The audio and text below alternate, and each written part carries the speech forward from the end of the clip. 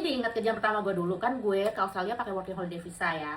Nah syaratnya tuh kita harus kerja di rural area, jadi otomatis pilihan kerjanya tuh kebanyakan cuma dua, hospitality atau farming, yang basically kerjaan yang orang Aussie sendiri juga mikir dua kali buat ambil. Kayak mereka tuh lihat kerjaan itu bukan sebagai job opportunity, tapi kayak karakter development. Dan ya ternyata destiny gue membawa gue ke farming, bukan pilihan. Ya waktu itu ada jobnya farming. Gue pikir waktu pertama gue datang bakal culture shock juga. Ternyata enggak sih, mungkin karena sebelum settle di Australia gue udah lumayan sering jalan-jalan ke luar negeri kan. Jadi gue tuh sebenarnya bukan culture shock, tapi lebih ke species shock. Jadi gini, karena kerjaan pertama gue itu dapetnya dari kontraktor. Nah kontraktornya itu orang Pacific Island. Kontraktornya itu dia tuh nge-provide antar jemput ya, buat dari rumah ke farm area. Nah pas pertama kali gue dijemput, gue tuh kaget. Bukan karena dia galak, tapi karena dia tuh gede banget. Bener-bener gede. Bayangkan sebesar ini nih aja waktu gue terakhir farewell yang udah naik 8 kilo. Lu tau gak sih orang Pacific Island tuh badannya kayak lemari es berdiri. Gede banget, kayak kalau dia masuk ruangan, AC langsung mundur teratur. Dan hari pertama gue dijemput naik van 12 seater. Isinya orang Tonga, Samoa, Fiji. Gue doang nih satu-satunya orang Asia. Dan gue paling kecil.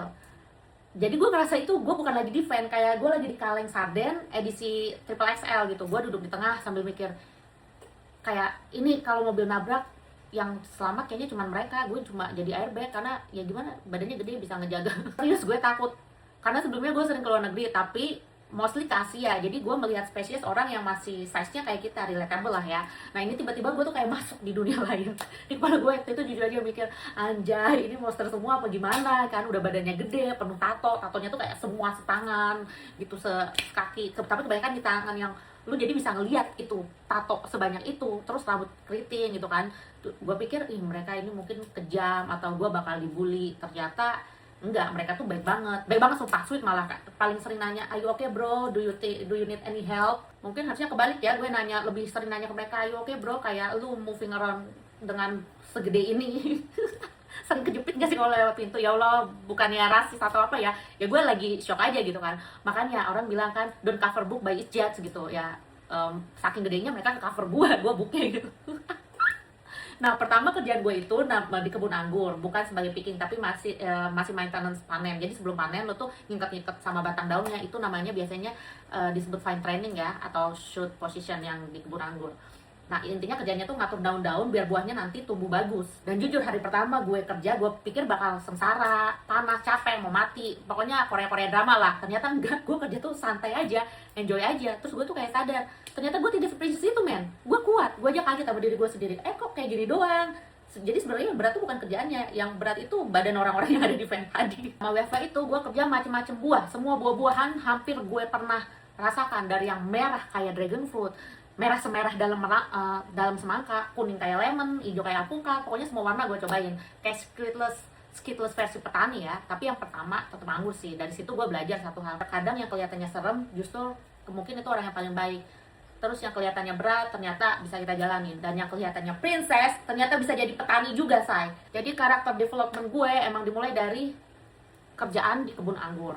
Untuk menjawab video kakak ini ya, gue tuh sampai nge-scroll nih Facebook sama Instagram gue dalam banget, sampai ke masa dimana muka gue masih polosan, belum dimacem-macemin, badan gue masih versi light banget, masih light edition, kurus, krempeng, kering gitu kan. Karena ternyata gue sadar sesuatu, gue nggak pernah upload masa-masa susah gue di farm. Yang gue upload tuh masa-masa senang kayak party, barbecue, happy, foto estetik sunset. Kayak hidup gue tuh mungkin versi working holiday visa versi Disneyland ya. Padahal aslinya working holiday visa versi National Geographic. Banyak survival modenya. Jadi gini, karena di daerah farm itu hidup tuh simple banget. 70% orang kerjanya sama gitu-gitu aja, farming, bangun pagi banget, kayak jam 4, jam 5 udah bangun, jam 6 kerja, siang selesai, sore ngumpul, masak bareng, malam nongkrong, weekend nongkrong lagi. Ya hidup tuh muter-muter di situ-situ aja. Kayak sinetron tapi pemainnya petani semua.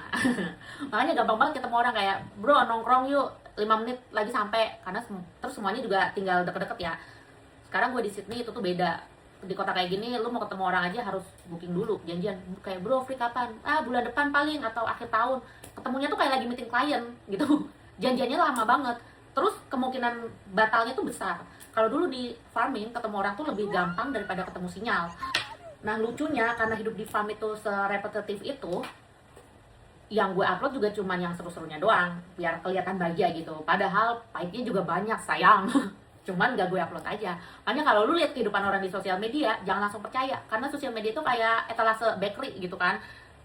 Toko kue kan cantik banget tuh kalau di etalasenya, cake-nya kelihatan semua, warnanya rainbow, cerah gitu kan, padahal di dapurnya cuy tepung berantakan di mana-mana, terus telur lah, sampahnya gitu kan. Orang tuh biasanya upload yang bagus-bagusnya aja.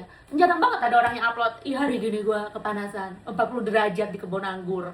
Ya mungkin sekarang banyak, tapi kalau dulu enggak kan, kita kayak pengen nampilin tuh bagus-bagus aja. Atau orang upload, hari ini gue digigit serangga, yang namanya aja gue nggak tahu. Nah itu jarang. Tapi sebenarnya nggak sesusah itu dan nggak sejelek itu waktu gue di kebun ya. Dan making money banget, karena gue termasuk salah satu yang cepat. Kalau misalnya gue termasuk top 5 gitu lah, top 5, top 3 kadang kalau kerjaan dari Pisret ya sebenarnya itu gue living my best life sih pada saat kami itu. Nggak terlalu pusing mikirin, kayak nggak terlalu pusing pikirin yang bill gitu, yang nggak the best of the best banget sih. Tapi ya intinya dibanding funnya, terus pekerjaannya, earningnya masih oke, masih best lah gitu ya. Bestnya sih setelah mandi dan tidur ya, bukan pas kerjanya.